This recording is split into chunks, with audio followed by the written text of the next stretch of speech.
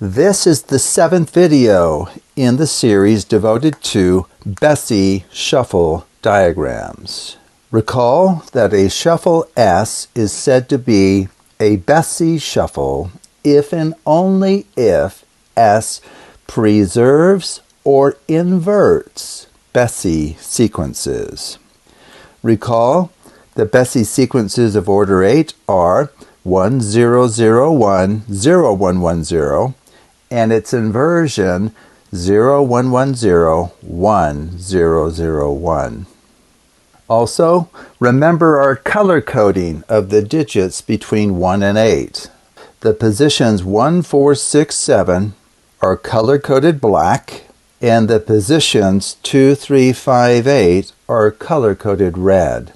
This will help us keep track of what happens to the cards located in positions in set A relative to the cards in positions found in A complement, namely 2, 3, 5, 8.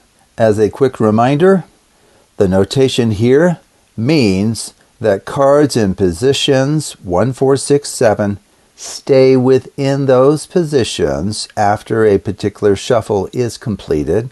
Also, cards in positions 3, 2, 3, 5, 8 remain in those positions. If that happens, then we notate that outcome like this.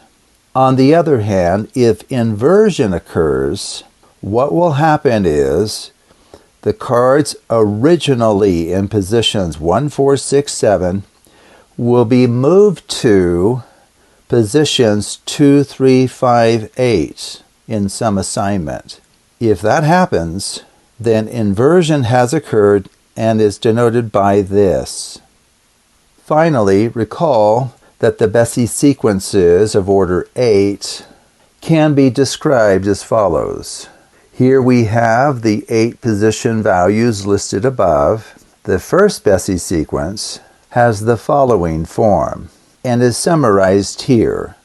The ones are in positions 1, 4, 6, 7, and the zeros are in positions 2, 3, 5, 8. For the inversion of this Bessey sequence, we obtain this, and the relationship between the zeros and ones simply get reversed.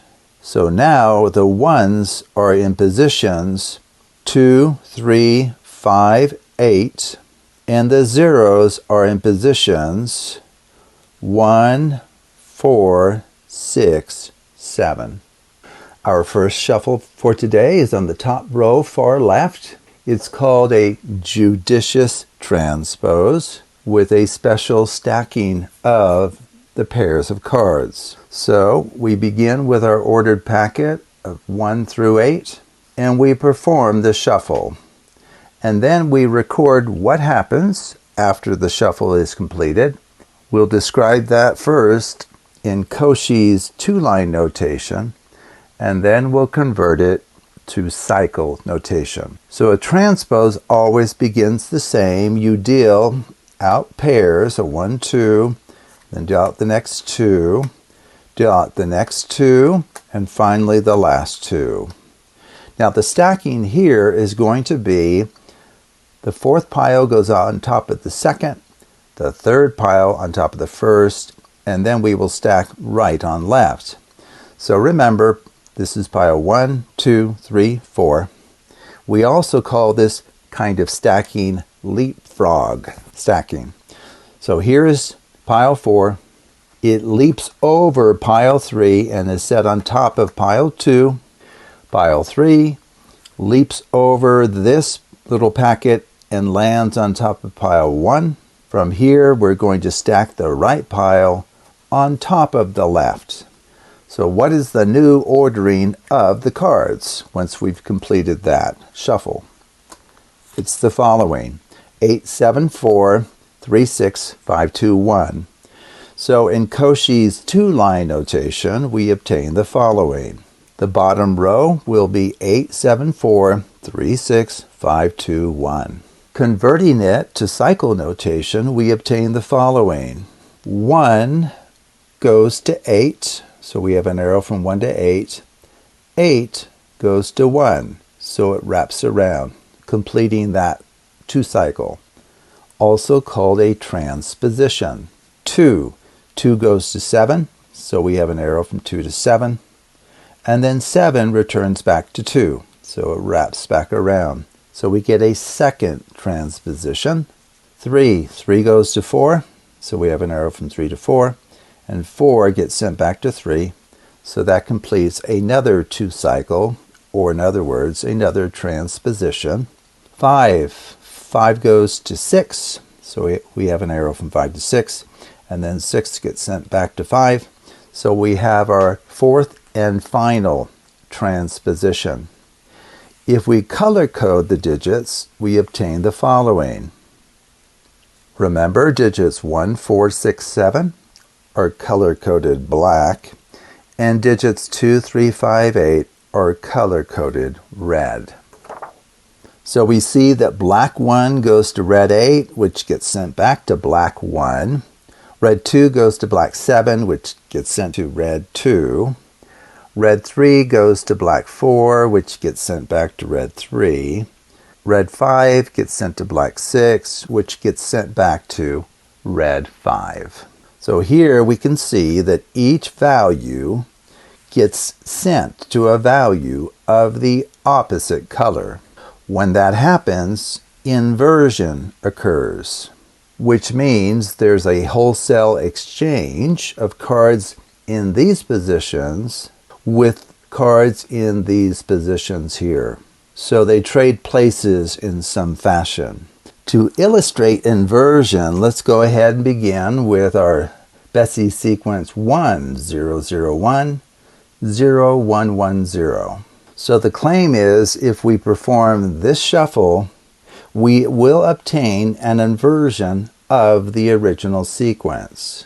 An inversion just means zeros and ones have switched places in some assignment. So let's go ahead and just perform this shuffle a second time. So you deal out little pairs. Now the stacking is a leapfrog stacking from right to left. So the fourth gets stacked on top of the second. The third gets stacked on top of the first. And now we're going to stack the right pile on top of the left. Well, what does that result in? Do we get the inversion of the original Bessey sequence? We do indeed. We get 0, 1, 1, 0, 1, 0, 0, 1. And interpreting the cycle notation of our permutation, we know that the cards that were originally in positions 1 and 8 switch places. The cards originally in positions 2 and 7 switch places. The same thing for positions 3 and 4 and 5 and 6. And that leads to the following Bessey Shuffle diagram. So it's right here. So we know that 1 goes to 8 and 8 goes to 1. So there will be a double arrow between 1 and 8. There will be a double arrow between 2 and 7. And a double arrow between 3 and 4, and finally a double arrow between 5 and 6. And up here we've indicated that inversion has indeed occurred. And at the end of this video we will show an application that involves all 4 of our new shuffles today. Our second shuffle is a judicious transpose in which the stacking is just slightly different from that of shuffle 25. But look how different the cycle notation of the permutation is. So let's go ahead and derive this permutation. So we begin with our ordered packet 1 through 8 and we perform the shuffle. So as always, we're just dealing out pairs 1, 2, 1, 2, 1, 2, 1, 2. The stacking is as follows. 4 gets stacked on top of 2. 3 gets stacked on top of 1. And now this time we will stack the left pile on top of the right.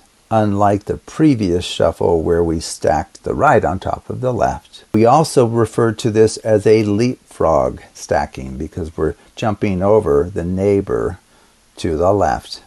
So what ordering of the cards do we obtain? After completing that shuffle, we get 6, 5, 2, 1, 8, 7, 4, 3. Expressing this in Cauchy's two-line notation, we obtain the following. The second row here is 6, 5, 2, 1, 8, 7, 4, 3. Converting this to cycle notation, we obtain the following. 1 goes to 6, so we have an arrow from 1 to 6. 6 goes to 7, an arrow from 6 to 7. 7 goes to 4, an arrow from 7 to 4. And then 4 cycles back around to 1. So that completes this 4 cycle. For the remaining values, we obtain the following. 2 goes to 5, so we have an arrow from 2 to 5. 5 goes to 8, so there we go. 8 goes to 3, and then 3 cycles back around to 2, completing a second 4 cycle. Color coding our digits, we obtain the following. Recall that position values 1, 4, 6, 7 are color-coded black, and position values 2, 3, 5, 8 are color-coded red. This will help us determine whether there's been a preservation of the cards that started in these positions, ending in these positions, the same thing here, or if there's been a wholesale replacement where cards that originally began in positions 1, 4, 6, 7 get moved to positions 2, 3, 5, 8 in some assignment. And those two outcomes are represented here below. So we see that black 1 goes to black 6, which goes to black 7, which goes to black 4, which cycles around to black 1. Red 2 goes to red 5, which goes to red 8, which goes to red 3, which cycles around to red 2. So we see that each value gets sent to a value of the same color. So inversion does not occur here. All of the cards that began in one of these position values gets moved to one of these position values. The same thing here. Cards that began in any of these positions will stay within that list of position values. Now, it is true here that we're looking at a shuffle of order 4. So it will take 4 applications of this shuffle to return the packet to its original order. Now that's in contrast to the one that we just did, shuffle 25, where this is a shuffle of order 2. Performing that shuffle just twice resets the packet to its original order. Now let's go ahead and show the effect of this shuffle on the Bessey sequence 1, 0, 0, 1, 0, 1, 1, 0. And according to what we've just shown here, we should get this exact form back once the shuffle is complete. So let's go ahead and perform it again. So you deal out into piles, 1, 2, 1, 2, 1, 2, 1, 2. And the stacking is this leapfrog stacking. The fourth pile leaps over the third, lands on top of the second. The third pile leaps over the original pile 2 onto pile 1. And now we're stacking left on right. So it should be the case that we get 1, 0, 0, 1, 0, 1, 1, 0. So we have preserved the Bessey sequence form, even though the actual cards themselves have been permuted. They have moved around. In fact, they've moved around in the way described right here in cycle notation. Or if you would like, as described here in Cauchy's two-line notation. So every single card is being moved to a different location than where it started. And taking a look at the Bessey Shuffle diagram, recall 1 goes to 6, which goes to 7, which goes to 4, which goes back to 1. Let's check that. 1 goes down to 6, and then up to 7, and then down here to 4, and then straight up to 1, completing that cycle. We also say that the values 1, 4, 6, 7 constitute an orbit, since they are simply moved around among themselves.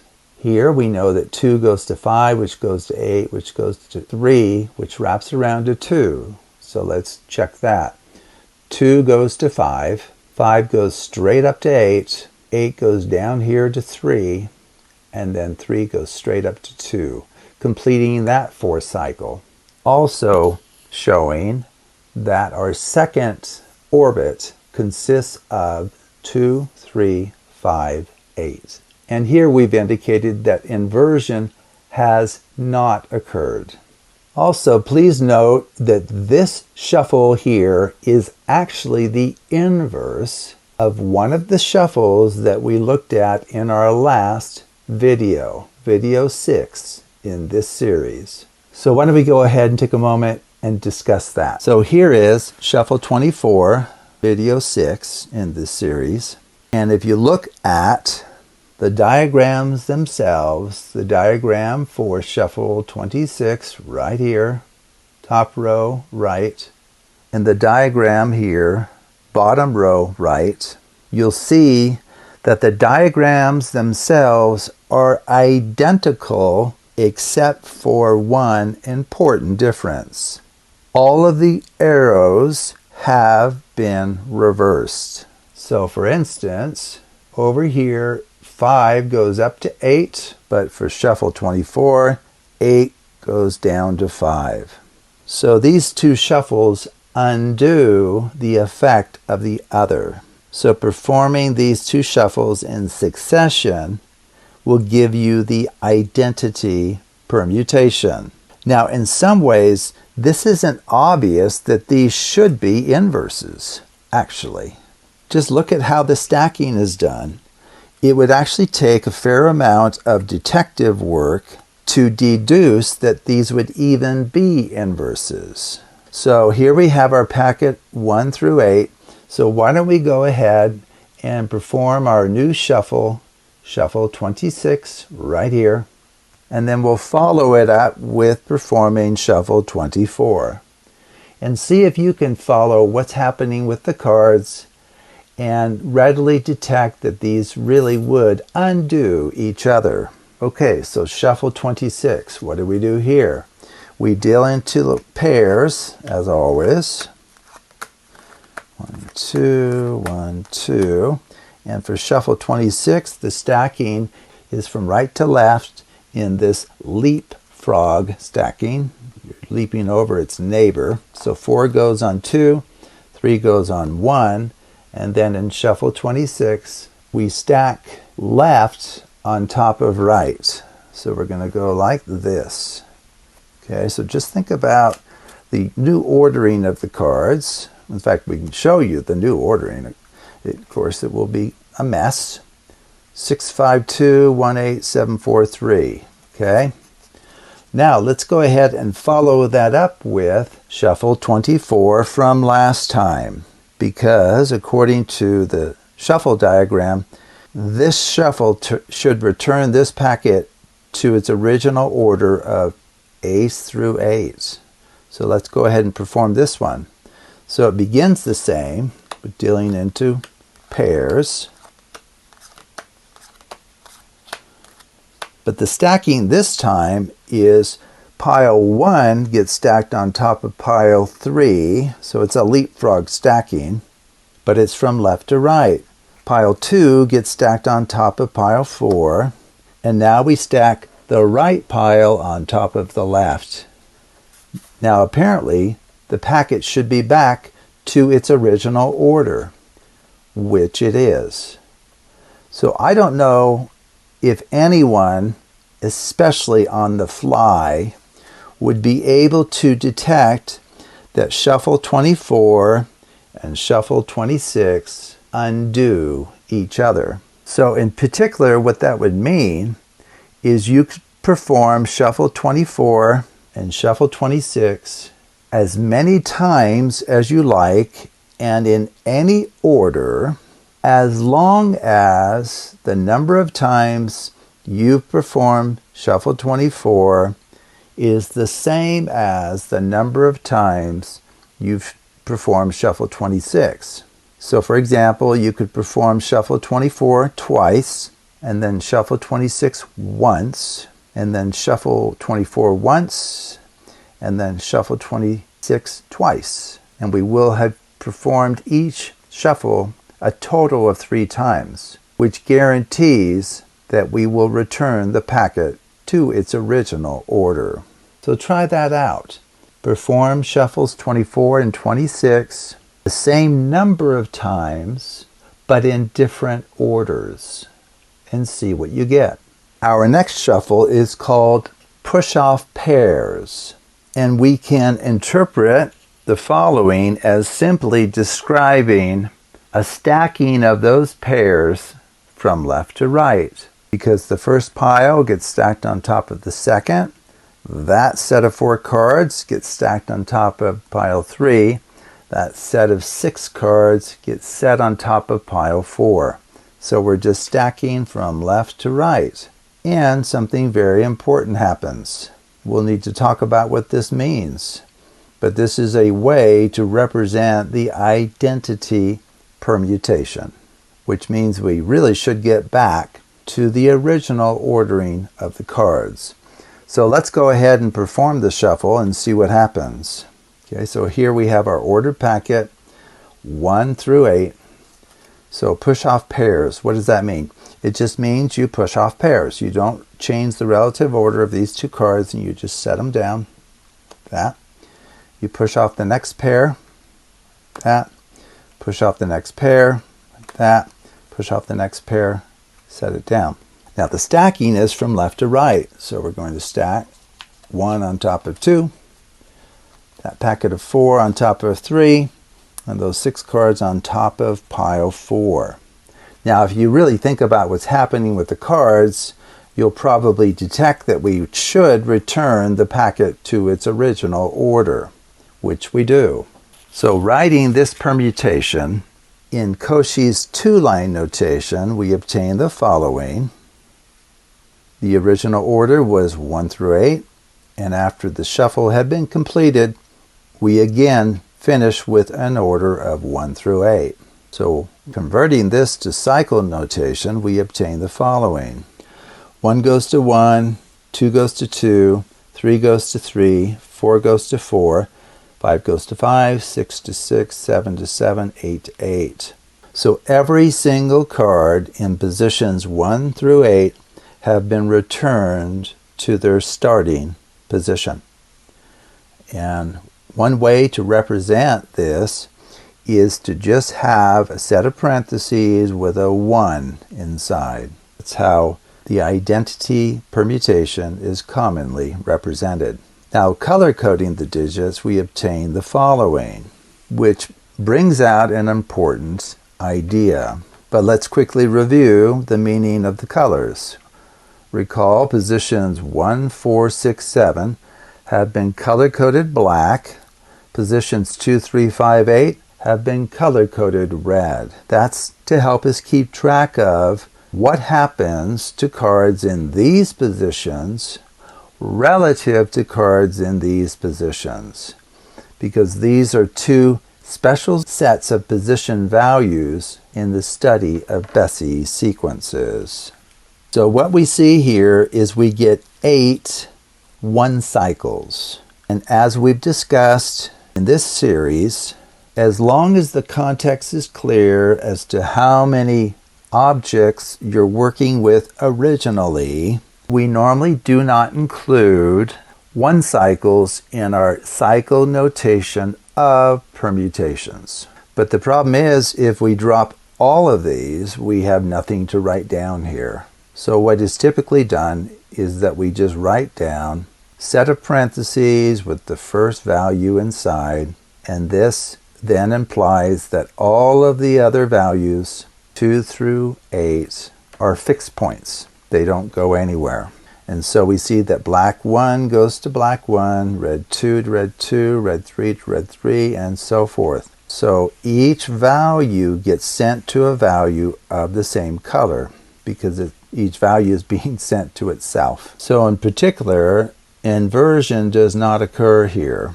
All of the cards that began in positions 1, 4, 6, 7 end up in those positions. In fact, they end up in their original positions. And all of the cards in positions 2, 3, 5, 8 also are returned to this set of position values. So we would be looking at this situation here. So if you feel the need, we can go ahead and just demonstrate this and apply it to our Bessey sequence 1, 0, 0, 1, 0, 1, 1, 0. And we'll get back to the exact arrangement here. Not only the exact form, 1, 0, 0, 1, 0, 1, 1, 0, but none of the cards will actually have been moved from their original positions.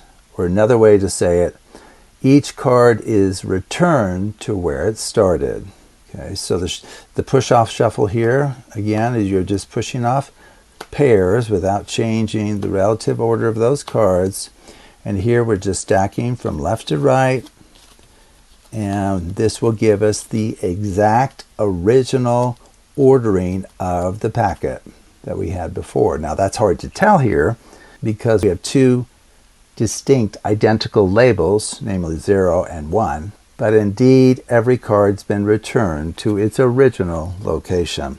If we look at the graph here on the left, we see a picture that we have not seen yet in this series. It's simply the identity permutation. So there's no arrow, or if you would like to draw an arrow, we would have an arrow that wraps around, goes back to 1, an arrow that starts at 2, wraps around and goes back to 2, and so forth. So circular arrows could be drawn, but such a shuffle diagram represents the identity permutation, and that's indicated down below.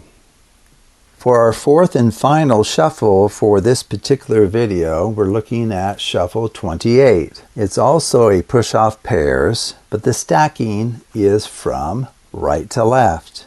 So let's go ahead and derive the permutation for this shuffle. We begin with our cards numbered 1 through 8, and we'll perform this shuffle. So it's a pushing off of pairs, just as we saw before. So push off 2, push off 2, push off 2, and then the final 2 go right there. Now the stacking is the fourth pile here gets stacked on top of the third. That new packet gets stacked on top of pile 2, and then that set of 6 cards gets stacked on top of pile 1. So recall this is pile 1, 2, 3, 4. So let's go ahead and do the stacking. So 1 goes on top of 3, 3 goes on top of that packet of 4 goes on top of 2, and then this larger packet of 6 cards now goes on top of pile 1. So what is the new ordering that we get from this shuffle? Well, it's the following. 7, 8, 5, 6, 3, 4, 1, 2. Expressing this in Cauchy's 2-line notation, we obtain the following. Bottom row is 7, 8, 5, 6, 3, 4, 1, 2, which agrees with what we just obtained. Converting Cauchy's 2-line notation to cycle notation, we obtain the following. 1 goes to 7, so we have an arrow from 1 to 7.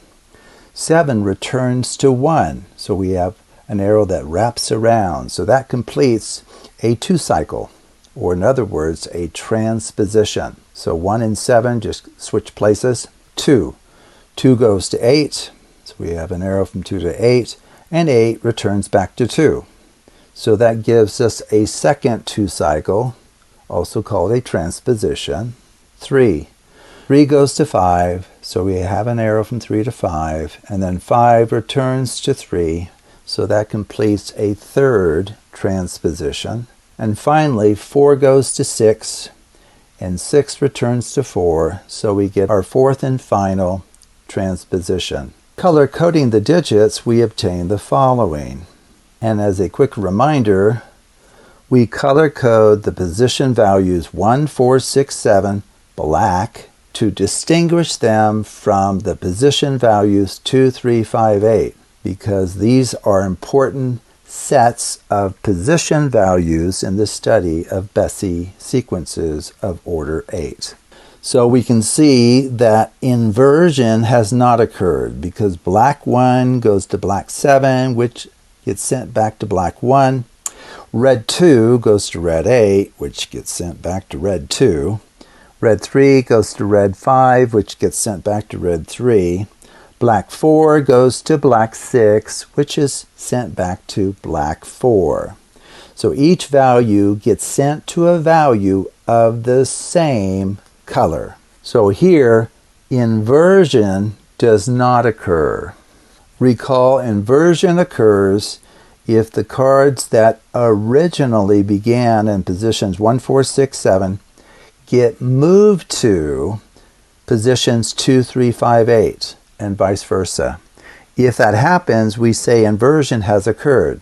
But that hasn't happened here because all of these position values in set A are sent to position values within set A. And the same thing for A complement. All of the position values here, 2, 3, 5, 8, are sent to values in A complement. So we're looking at this situation right here. And that's what's indicated in the top right of the bottom row, right here. So no inversion. So let's go ahead and show you that inversion has not occurred using our Bessey sequence 1, 0, 0, 1, 0, 1, 1, 0. So if we perform this shuffle, we should get back to that same form. So let's go ahead and we'll push off 2. We'll push off the next 2. We'll push off the next 2, and then the final 2 go down as a pair. The stacking is from right to left. So we're just going right to left, building up a larger and larger packet. Finally, these get stacked on top of pile 1. And so we should get back to the same structure type. It should be a 1, 0, 0, 1, 0, 1, 1, 0. And that's the kind of organization that we began with. But it's very important to know that cards have indeed been moved around. So in particular, we see that what was in position 1 and 7 switch places. So this 1 used to be up here in position 7. So those switched, even though it's hard to tell here, right? Since we have supposedly identical labelings of just zeros and ones.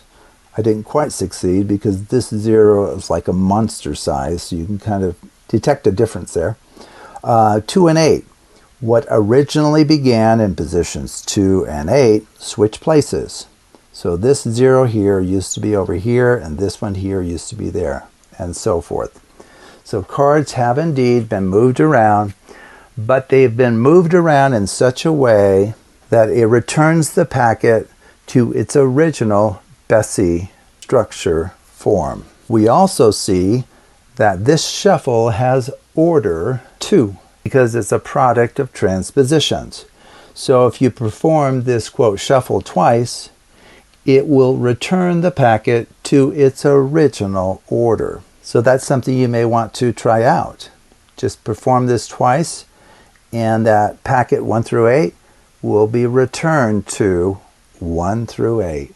Looking at the shuffle diagram for shuffle 28, we find the following. 1 goes to 7, 7 goes to 1. So there should be a double arrow between 1 and 7. There's also going to be a double arrow between 2 and 8, a double arrow between 3 and 5, and a double arrow between 4 and 6. Okay, so we are now ready to go on to an application. Okay, so let's take a look at an application of these 4 shuffles. And as always, I should remind you that not only can we perform any of these 4 shuffles in the demonstration I'm going to present, you can actually perform any of the shuffles in this entire series and still finish in the way that we will finish. So here I'm just beginning with an ordered packet, ace of clubs through the 8 of clubs. Okay, so that's where we're beginning. So let's go ahead and just perform these 4 shuffles in any order that you would like. Now, of course, you're not here, so I'll just have to kind of randomly choose an order. But just realize that you truly would be free, and the spectator would be free, to choose any ordering for the performing of these shuffles.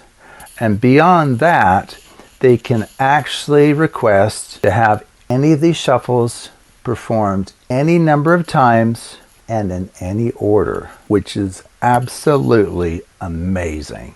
So let's say you ask for shuffle 26 first. Okay, so that is a judicious transpose in which we do this leapfrog stacking from right to left. Okay, so here, remember, a transpose, you're dealing to the table. 1, 2, 1, 2, 1, 2, 1, 2. Okay, that's important. Now for shuffle 26, top row right, we're going to stack the 4th pile. This is pile 1, 2, 3, 4. The 4th pile on top of the 2nd pile. The 3rd pile, which is the one right here, on top of the 1st. And then for shuffle 26, we see that we stack the left on top of the right. And the shuffle that we just performed, this leaping over its neighbor, is often called a leapfrog shuffle. Okay, so 26 is complete. Which one would you like to do next? 27? Okay, so 27 is where we just push off pairs. So you just push off the top 2. Here we're not rearranging their order. That's why it's called a push off. You're not like dealing them like that. And then the stacking for shuffle 27 is from left to right. So 1 goes on top of 2, 2 and 3 go on, 1 and 2 go on top of 3, 1, 2, and 3 go on top of 4. Okay, now which one would you like now? 25? Shuffle 25? Okay, so we're back to a judicious transpose. So a transpose, once again, is where you deal into pairs, like that. You deal into pairs. And the stacking for shuffle 25 is this leapfrog stacking again. You take the 4th pile and leap over the 3rd, landing on the 2nd. You take the 3rd pile, leap over this little packet, and land on the 1st. And then for shuffle 25, we're stacking the right pile on top of the left. Okay, so which one have we not done? I believe it's shuffle 28 that we still need to do. So shuffle 28 is back to a push-off pairs. So don't rearrange the cards within these pairs. Just push them off and set them down. What is the stacking for shuffle 28? We're going to stack from right to left. So we're going to go like this. So pile 4 goes on top of pile 3, which goes on top of pile 2, which goes on top of pile 1. Okay, very good. So we've performed each of these shuffles in a random order, an order that you truly would be free to choose. So what I'm going to do now is I'm going to do a triangle deal. It's kind of fun. So a triangle deal, you may have seen this before. It's a fun way to kind of randomize the cards. And so we're going to, of course, stack the cards again so that they're all together as a packet of 8. And then what I'd like to do now is I'd like to deal into a square. So 4 piles. Now I want you to tell me like where you want each of these. Now you're not here, so I'm going to have to kind of randomly select places to put things, but just know that if you were here, you could put these wherever you wanted. So maybe I'll put it there. Maybe you want this one here, this one down there, this one also down there, and the last one there. Okay, and now I'm going to pick up these pairs according to your instructions. So which one should I pick up first? This one? Okay. What should I pick up next? The one way up here? Okay. And what should go next? The top one. Okay. And then the bottom one. Okay. So just realize that those are free choices, that if you were here, you could actually make those choices.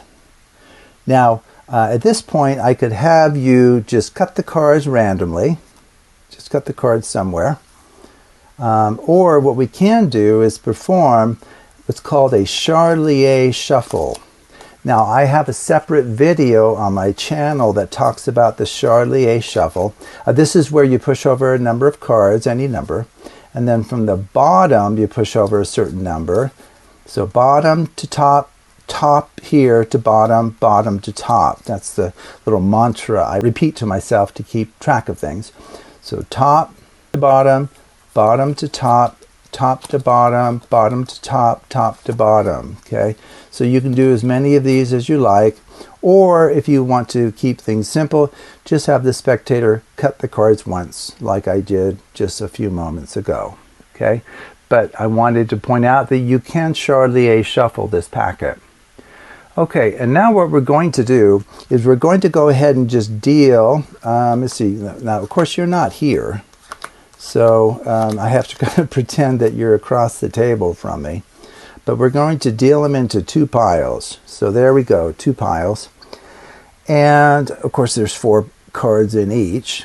So what I'm going to try to do, believe it or not, is have you randomly choose, just point to one of the piles, and I'm going to try to divine which cards are in that pile. Oof.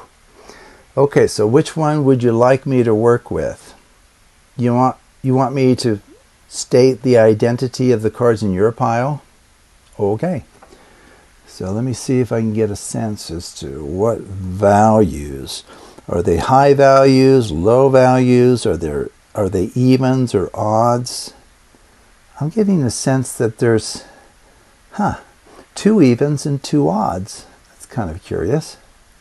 I think the even values are 2 and 8, and the odd values are 3 and 5. Let's just check to see if I did that correctly. So I said 2 and 8, and 3 and 5. Check that out. How in heaven's name was I able to sense that after all of that randomization in which you, as the spectator, made vital choices? Okay, so how did I do this?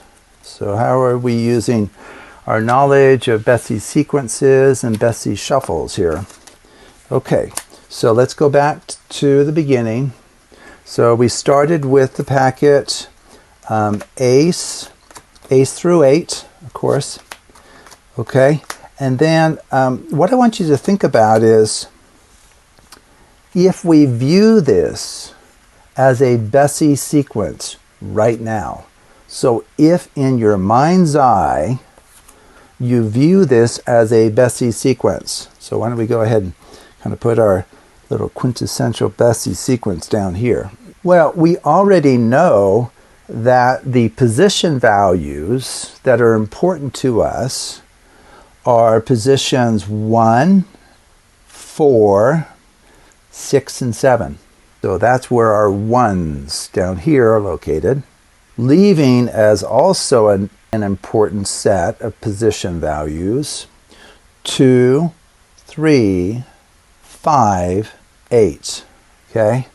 So if in your mind's eye you view this currently as a Bessey sequence, the 2 sets of position values of importance to us will just be 1, 4, 6, 7, which has always been the case, right? For a packet 1 through 8, 1, 4, 6, 7, and then the other position values of importance are 2, 3, 5, 8. So any of these shuffles that we've been showing you in this series will not undermine the fact that this is a Bessey sequence. Okay, now what did I do from there? Do you remember? I did this triangle deal. Now, it really will be pretty important that you've watched some of the videos regarding Bessey sequences on this playlist, because the underlying structure of the packets of interest to us here are Bessey sequences. And so if you're not really clear on what those are, you may get confused. And then stack in opposite order, so counterclockwise instead of clockwise. What it will do is it will take a sequence of this type, let's say 1 0 0 1 0 1 1 0, or 0 1 1 0 1 0 0 1, and it will convert it to 1 1 1 1 0 0 0 0. That's what it will convert it to, or the inversion of this Bessey sequence. This triangle deal that we've just performed will convert that to 0 0 0 0 1 1 1 1. Now the point being that the cards that were in positions 1 4 6 7 are going to be grouped together here in some order. So 1 4 6 7 will be there, and then over here will be the 2 3 5 8. Okay, maybe I'll just draw a little line to keep that separate there. Okay, and then a similar thing here. 2 3 5 8 will be somewhere here, followed by 1 4 6 7 in some order. Okay, so they're actually in blocks of 4 because of that triangle deal. And that was a wonderful insight that Warner Miller came up with, and I've used it several times in my videos. So what it means in particular is everything that was in positions 1 4 6 7 will be on top, and what was in position 2 3 5 8 will be on bottom. And so we can kind of just verify that. We'll take a peek under the hood here. So we see here that we have 1 4 6 7, and of course here we'll have 2 3 5 8 in some order. We don't know the order within sets of 4 cards. Okay, well, think about it. To now do this square deal, that's what I did next. So up here we have 4 cards that we're hoping to keep track of, that they're grouped together 1 4 6 7 in some way. So if I deal this down, and maybe this one and this one and this one, what it means then is the bottom level is going to consist of what was the top half, namely 1 4 6 7. And then if I put the remaining 4 cards down, the top level of these piles will consist of 2 3 5 8 in some order.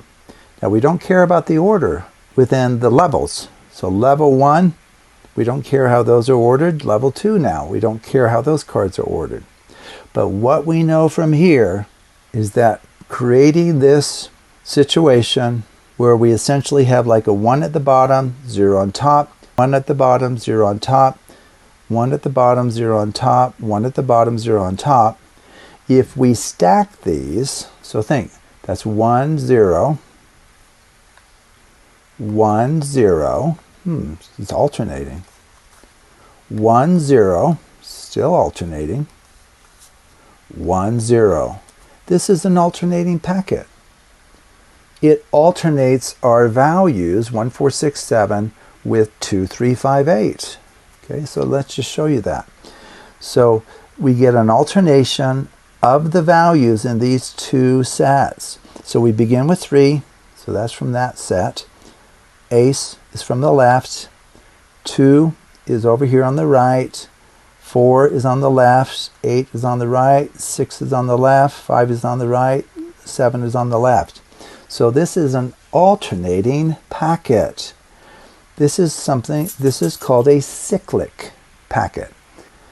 So alternating, one of the things you can do with an alternating packet is you can cut it anywhere and it will not undermine the alternation. Now it may change like which card's on top, right? Whether it be one of these cards or one of these. It might do that, of course. Or we can perform a Charlier shuffle, which is equivalent to just cutting the cards at some location.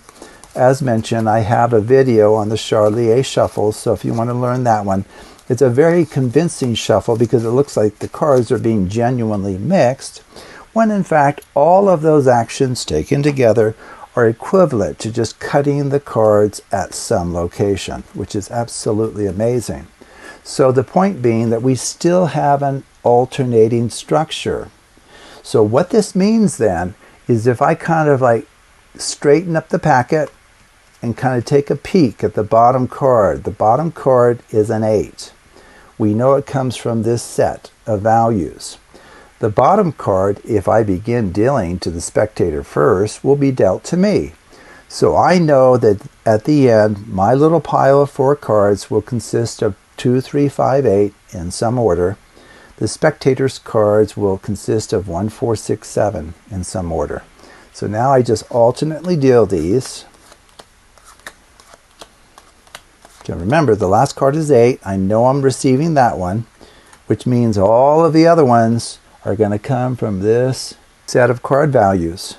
And so what I did from there is I said, well, I'm going to try to deduce what cards are in, one of the packets here. And of course, doing that, by elimination, you've identified the values of the others, right?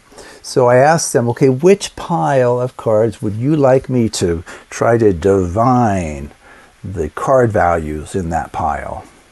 And I believe in the presentation, I had the spectators say they wanted me to divine the card values in their pile.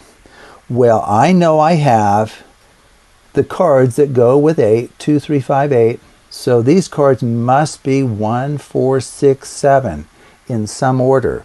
Now, it is true I won't know the order, which is fine.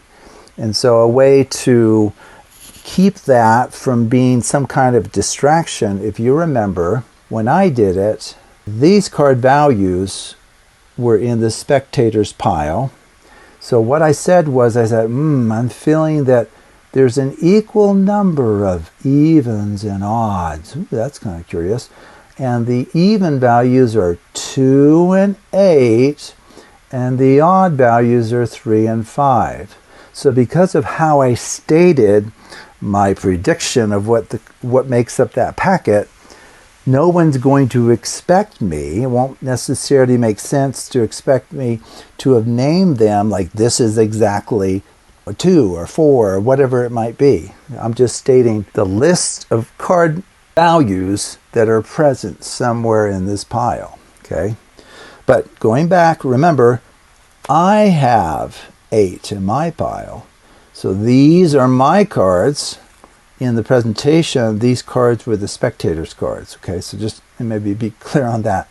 So I know that the spectator's cards consist of 1, 4, 6, 7 in some order. So I could pull the same trick and say, wow, that's weird. I'm sensing that there's an even number of evens and odds. That's kind of weird. What are they? I think the odd values you have are 1 and 7, I think. 1 and 7. And the even values you have are 4 and 6. Yeah, I can see a 6 here. So let's check to see if I'm right. So I think it's odd values 1 and 7, even values 4 and 6. Let's see if I got it right. Oh, I did indeed. Look at that. Odd values 1 or ace and a 7. Even values 4 and 6. How in the world did I do that? Or we could even say, how in the world did we do that together? Because the spectator was the one who chose much of the randomization of the cards that truly did determine the order of the cards, despite additional actions I might take to also try to mix them up. Okay? So there's no way that I could know ahead of time the order in which the spectator would ask for these 4 shuffles.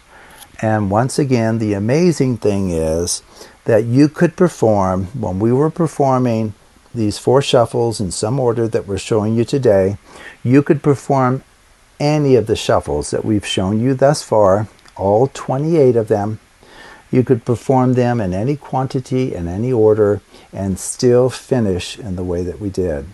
I think the only real subtlety is that right before, so we created that alternating packet of values in these two sets, and right before I do like a dealing to you and then me, I just have to peek. You remember?